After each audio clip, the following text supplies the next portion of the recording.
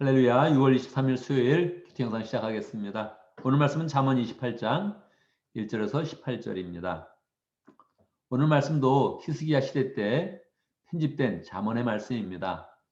200년 이상의 생명력을 가지고 오늘날까지 우리에게 지혜를 주는 그런 귀한 그런 그 말씀을 함께 묵상해 보도록 하겠습니다. 오늘 우리는 4절, 8절, 9절 함께 나누도록 하지요. 4절. 율법을 버린 사람은 악인을 찬양하지만 율법을 지키는 사람은 악인에게 대항한다. 그렇게 이야기하고 있습니다. 원래 악인은 두 가지 종류의 그런 악인이 있죠. 첫 번째 대상은 그냥 하나님의 그런 그 말씀을 잘 알지 못하고 또 하나님을 믿지 않고 지혜가 없는 그런 사람이 이제 보통 잠언에서 악인이다. 그렇게 이야기하죠. 그런데 그런 소극적인 그런 악인도 있지만 하나님의 말씀에 대해서 대항하고 또 하나님의 그런 진리의 그런 그 말씀을 거역하는 그런 가운데 강력하게 싸워가는 그런 악인들이 있죠. 그런 악인들은 하나님께서 긍휼을 베풀지 않습니다. 소극적인 악인은 우리가 뭐 VIP를 생각을 하고 관계를 잘 맺고 결국 영향력을 끼쳐서 전도해야 되는 그런 대상이지만 사탄의 그런 세력 안에 있는 그런 악인들이 있는 거죠. 이런 악인들에 대해서는 우리의 마음 가운데서 대항한다, 싸운다 이런 마음들을 잘 가져야 되죠. 그런데 옛날 악인들은 옛날 하나님을 완전히 대적하는 그런 사람들은 뭐 하나님의 사람들을 핍박하기도 하고 또 괴롭히기도 하고 그런 삶을 살았습니다. 그런데 최근에 와서는 그 형태가 조금 바뀌었죠. 결국 뭐 사탄의 그런 전략이 이제 바뀐 겁니다. 그래서 최근에 와서는 뭐 적극적으로 사람들을 핍박하는 것이 아니라 하나님의 사람들을 타락시키는 쪽으로 그렇게 이제 영향력을 끼칩니다. 그래서 우리 그런 삶 가운데 더 영적으로 깨어 있는 그런 사람들이 필요하고요.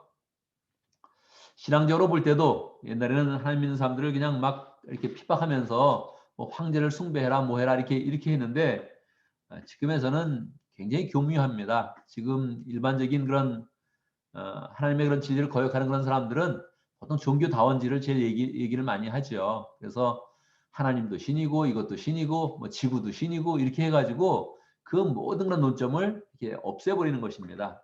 그래서 우리가 조금 더 오늘날 살아갈 때는 더 하나님의 그런 신앙에 맞추어서 깨어 있어서 세상의 그런 흐름으로 가서 우리를 타락시키는 세속화의 그런 과정 이런 부분을 우리가 잘 생각을 해야 되고 두 번째는 종교다원주의 이런 부분을 잘 생각하면서 복음을 굳세게 세워서 우리 하나님의 그 말씀을 지키면서 자연스럽게 우리의 마음 가운데 경건의 능력이 있고 영향력을 끼치는 그런 복된 삶을 잘 살아야겠습니다.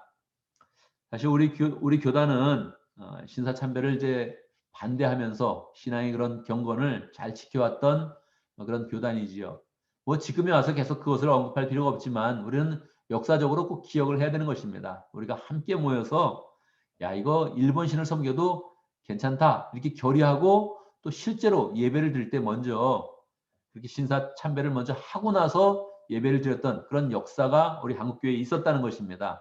그래서 우리가 깨어있지 않으면 우리는 이런 일을 또 다시 반복할 수 있습니다. 그래서 우리의 마음 가운데 이런 생각들을 잘 가지면서 세상으로 흘러가는 그런 세속화의 이런 과정, 또 종교다원지로 흘러가서 이 우리의 그런 신앙을 희석시키는 그런 그 모든 과정에 대해서 우리가 말씀을 잘 지키면서 깨어 있어서 그런 것과 또 싸워나가고 또 하나님을 믿는 신앙을 더 잘 세워나가야겠습니다. 8절 나누겠습니다. 높은 이자로 재산을 늘리는 것은 마침내 가난한 사람들에게 은혜로 베풀어질 재산을 쌓아두는 것이다. 이 굉장히 해석이 많이 필요한 그런 그 말씀입니다. 높은 이자로 재산을 늘리는 것. 여러분 원합니까? 원하지 않습니까? 이거 하나님이 굉장히 싫어하는 겁니다. 특별하게 하나님의 사람들끼리 같은 형제자매들끼리 돈을 빌려주고 이자를 많이 받는 거예요. 굉장히 싫어합니다. 하나님께서. 이거는 하나님께서 그렇게 모은 재산은 다 뺏어갈 것이다. 정말 그것은 악한 것이다. 그렇게 여러 번 이제 말씀을 하죠. 뭐 우리 사이에서 뭐 높은 이자를 가지고 많이 빌려주고 그것을 가지고 뭐 이렇게 하는 그런 사람은 없죠. 기본적으로 뭐 그렇게 돈 있는 사람도 보니까 없고 또 뭐 그렇게 이자를 받겠다 그렇게 욕심내는 사람도 없습니다. 할렐루야죠. 정말 그렇게 살아야 됩니다.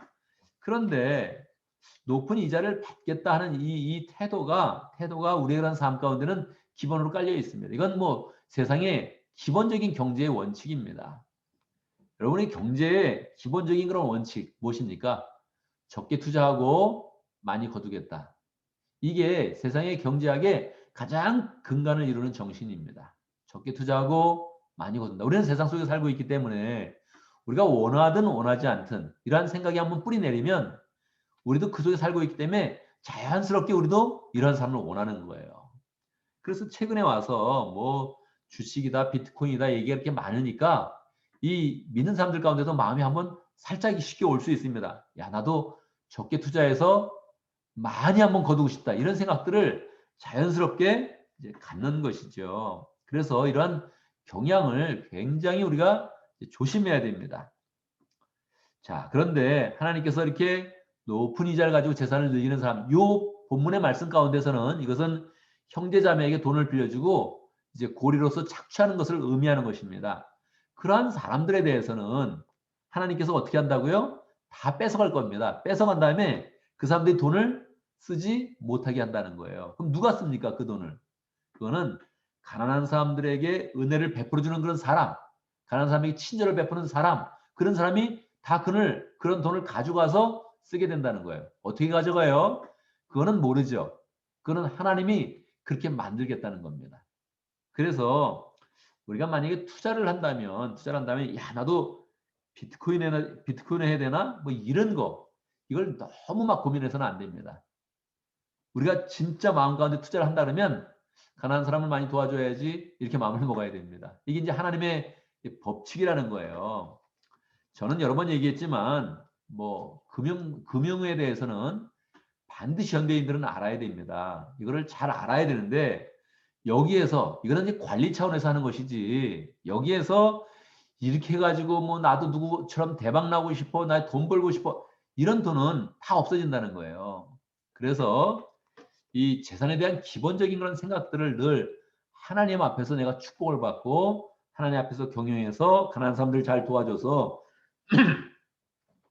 나의 그런 삶 가운데 하나님이 베푸시는 은혜를 넘치게 한다. 이런 생각들이 굉장히 중요하다는 것입니다.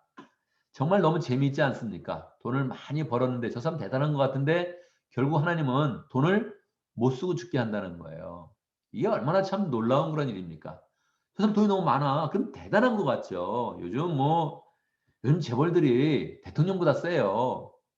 대통령들이 뭐 가끔 재벌에 대해서 이렇게 잡는 경우도 있지만 뭐 진짜 이미 사회에서는 재벌이 훨씬 더 셉니다. 대통령보다. 대통령은 뭐 임기가 있으니까 그냥 금방금방 끝나버리는 거죠. 재벌들은 영원하다 뭐 그러면서 이렇게 가는 경우가 많아요. 그런데 실상을 보면 하나님 앞에서는 다 그런 사람들이 다 부질없고요. 불쌍한 그런 삶을 사는 것입니다. 이건희 회장이 죽고 나서 상속세를 내게 됐습니다. 얼마를 내게 됐습니까? 12억을 12억이 아니죠. 12조를 내게 됐습니다. 12조가 얼마쯤 될까? 단군 시대 때부터 시작해가지고 매년 밀리언 달러를 딱 모으면 12조가 안 됩니다. 아직 한참 모자랍니다. 그러니까 정말 뭐 엄청난 액수거든요. 그걸 다 상속세로 내게 됐다는 거예요. 물론 아직도 남은 게 많아서 또 상속이 이렇게 되는 것인데 뭐 재산이 많아도 못 쓰고 죽는다는 거예요. 써보지 못한다는 거예요. 자기가 다 모은 것 같고 그렇게 하지만 실제는 쓰지를 못한다는 거예요. 그래서 하나님이 어설프게 재산을 바라는 그런 마음들 따라가지 말고 어떻게 하라고요?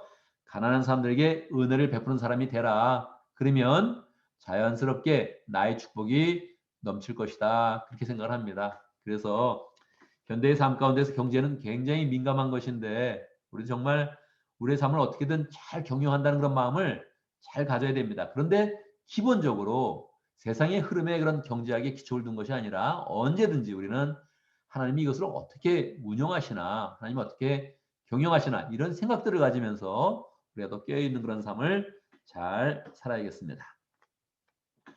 9절 말씀 나눕니다.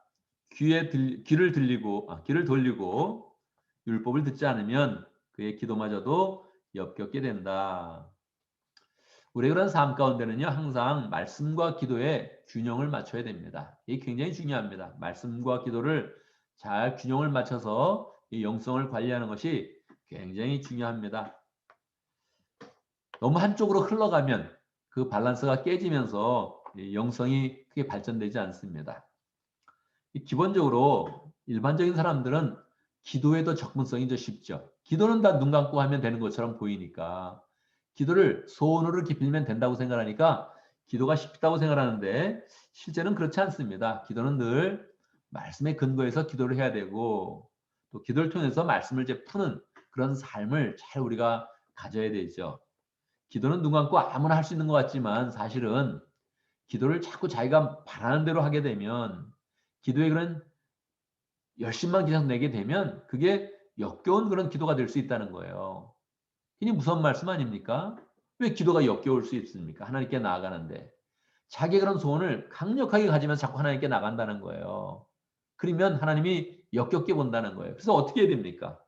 아, 이것은 율법을 들으면서 기도를 해야 되는 거구나. 말씀을 들으면서 기도를 해야 되는 거구나. 기도 가운데 이 말씀의 은혜가 풍성히 담겨서 기도하면 하나님의 마음이 시원해야 되는데 기도를 그냥 자기가 원하는 걸 자꾸 갖고 가면서 하나님께 이렇게 나오면 하나님 기필코 들어주십시오 막 이러면서 나오면 하나님이 기도하는 그런 사람이 부담스럽다는 거예요. 마지막에는 역겹다고 표현하는 거예요. 그래서 기도를 할 때 나의 의견을 너무 강력하게 이야기하는 것이 아니라 자꾸 기도 가운데 하나님의 그런 소원을 이야기하고 하나님과 교제하고 하나님의 뜻을 받아들이고 그래서 그 기도가 자꾸 하늘의 그런 뜻이 이 땅 가운데서 이루어지는 그런 소원을 드린다면 하나님이 기도를 얼마나 좋아하시고 우리의 인생을 얼마나 축복스럽게 바라보시겠습니까? 우리를 바라보면서 하나님이 흐뭇해져야 되는데 우리의 그런 소원을 너무 강력하게 갖고 나가면 말씀 없이 갖고 나가면 하나님께서 그것을 더 역겹게 생각을 한다는 거예요. 그래서 우리의 마음 가운데 늘 말씀의 은혜를 누리면서 하나님의 그런 뜻을 잘 살피면서 그 뜻을 가지고 하나님께 나가서 하나님의 뜻이 이 땅 가운데 이루어지도록 기도하고 또 그렇게 살아가면서 하나님의 마음을 시험케 하는 복된 삶을 잘 살아야겠습니다. 오늘도 말씀 가운데 기도 제목을 붙잡습니다. 하나님의 말씀을 사랑하고 말씀에 근거해서 기도하는 그런 복된 사람이 될 수 있도록 함께 기도합니다. 오늘도 목장을 위해서 기도하는데 차영지 목장을 위해서 기도하겠습니다. 전준미 목사님, 정하영 부목사님, 또 차영지 운동 대표의 허천혜 목사님 위해서 함께 기도하겠습니다.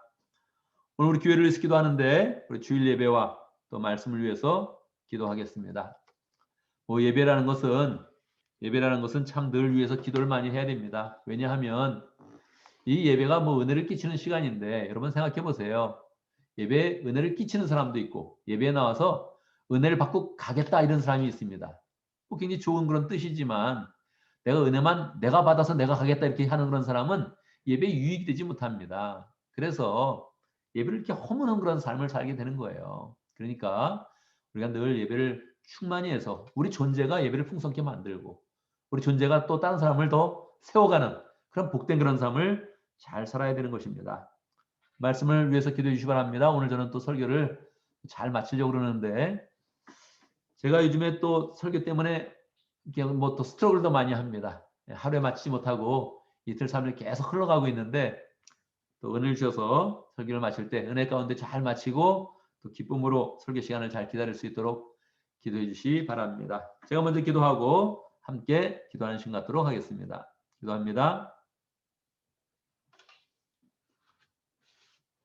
살아계신 하나님을 찬양합니다. 우리에게 말씀을 주시고 하나님의 뜻을 다 알려주신 후에 우리에게 기도하게 하시고 우리가 말씀을 들을 때나 기도할 때나 은혜 받게 하시는 하나님을 찬양합니다. 하나님의 말씀에 온전히 서서 이 세상에 있는 그런 악에 대해서 우리가 대항하고 하나님의 그런 뜻을 온전히 실천하면서 하나님의 축복을 풍성히 누리는 복된 삶 될 수 있도록 인도하여 주옵소서. 세상을 따라가며 적게 투자하고 많이 얻기를 바라는 정말 못된 마음을 갖는 것이 아니라 하나님 아버지 우리는 많이 투자하고 많이 사랑을 베푸는데도 불구하고 하나님이 부으시는 축복 때문에 우리의 삶은 넉넉하고 평강한 복된 삶이 될 수 있도록 역사하여 주시옵소서.